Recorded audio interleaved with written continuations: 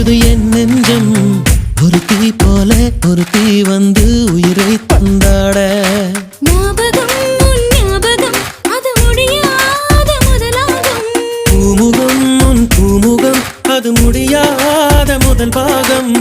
பெண் கவிதை இவைதானே உன் இதழால் படிப்பாயோ.